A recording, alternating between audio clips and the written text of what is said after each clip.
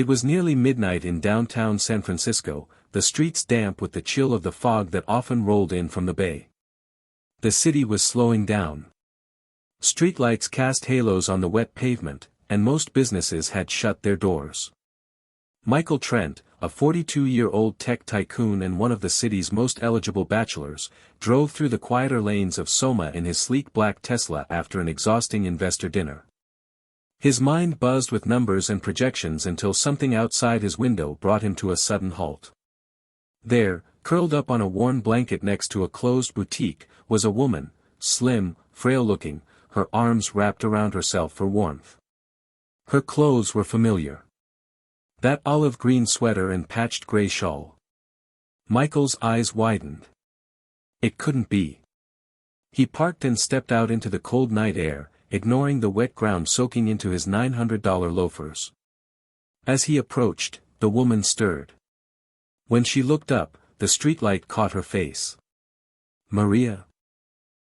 he said, stunned. Her eyes widened in shame and alarm. "Mr. Trent. I didn't mean to be here. I didn't want you to see me like this." Maria had been his maid for nearly 2 years. Quiet, dependable, and diligent. She arrived early, left late, and never complained. Michael had never asked much about her personal life. She did her job well, and that had always seemed enough, until now. "What are you doing here? Why are you sleeping on the street?" he asked, his voice tinged with disbelief. Maria looked down, her fingers trembling as she clutched her shawl tighter. "I lost my apartment 2 weeks ago. My rent was increased, and I couldn't keep up. I've been trying to find a place, but with the prices and my daughter's school needs, I just couldn't." Michael was silent. He felt a mix of disbelief and guilt. He had been so caught up in his own world, tech launches, media appearances, lavish parties, that he hadn't even noticed the woman who swept his floors was homeless. "Why didn't you say anything?" "I didn't want to be a burden. I didn't think you'd care." Those words pierced him. Something inside Michael shifted in that moment. Without another word, he gently helped her up. "Come on," he said. "You're not sleeping on the street tonight. Or any night after this." That night, Michael didn't take Maria to a shelter. He took her to his own home, a 3-story mansion nestled in Pacific Heights. It had guest rooms that hadn't been used in years, fireplaces that crackled for no one, and a kitchen that had seen more chefs than family. Maria hesitated as she stepped inside, unsure of where to place her shoes or whether she was even allowed on the plush rugs. Her eyes darted around the marble foyer, the sweeping staircase, and the grand chandelier overhead. Michael noticed. "Maria, this is your home now, until we figure something out. You don't work for me anymore. At least, not like that." "What do you mean?" "I mean you're not just my maid. Not anymore. We'll find a better way." Maria stared at him, confused but overwhelmed with gratitude. She had never been treated with such dignity by someone of his status. Over the next week, Michael dug into Maria's story. She was a single mother. Her husband had died in a construction accident 4 years ago, and she had been raising their daughter, Isabelle, on her own. Maria had taken on multiple jobs just to ensure Isabelle could attend a decent school. She never told anyone about her struggles. She simply worked, smiled, and endured. Michael visited the school. He met Isabelle, a bright-eyed 9-year-old who loved math and drawing. She reminded him of his younger sister, who had passed away from leukemia when they were children. Something about Isabelle's innocence and resilience broke him.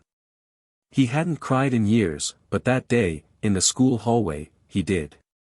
He remembered how alone he felt when his sister died. He remembered how his parents drowned themselves in their work instead of grieving with him. Isabelle's tiny arms around his neck stirred a kind of healing in him he didn't know he needed. That evening, Michael sat by the fireplace with Maria and Isabelle. They shared a homemade meal Maria had prepared. The warmth of it, the laughter, the small talk, it felt like something more than charity. It felt like home. In the days that followed, Michael set out to make real change. He consulted his legal team and created a trust fund for Isabelle's education. He hired private tutors and arranged for her to visit museums, science labs, and libraries. He wanted to open the world for her. For Maria, he enrolled her in online courses to get her GED. When he found out she had once dreamed of becoming a teacher, he paid her tuition for college-level classes in child development. He also gave her a new role, not as a cleaner, but as a coordinator for a new nonprofit foundation he was launching. Hearth and Hope, an initiative to provide safe housing and skills training for single mothers. Michael began speaking about the project at tech conferences. He told the story of Maria, with her permission, to rooms filled with billionaires and influencers. Some scoffed. Others cried. Many donated. The media caught wind of the story a month later when Michael was seen dropping off Maria and Isabelle at a private school in one of his vintage Jaguars. Paparazzi thought he was dating a mystery woman, but the truth was more powerful. Michael appeared on morning shows, but this time not to promote a new app.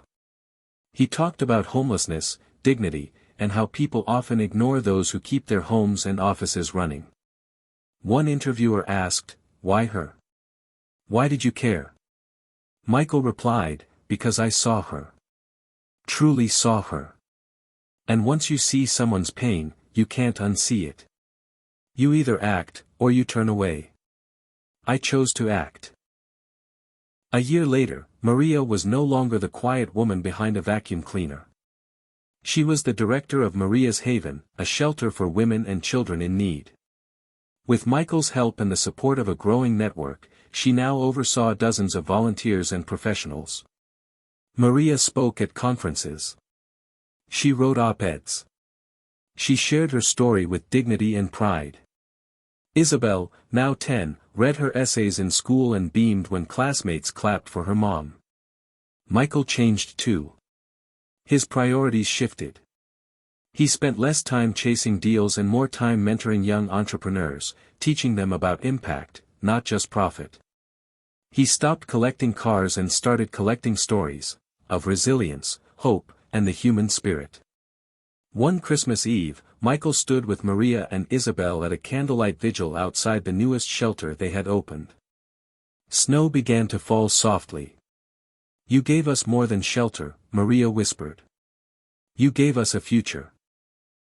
Michael looked at her, then at Isabelle who held his hand like family. "You gave me something too," he said. "A reason to feel again."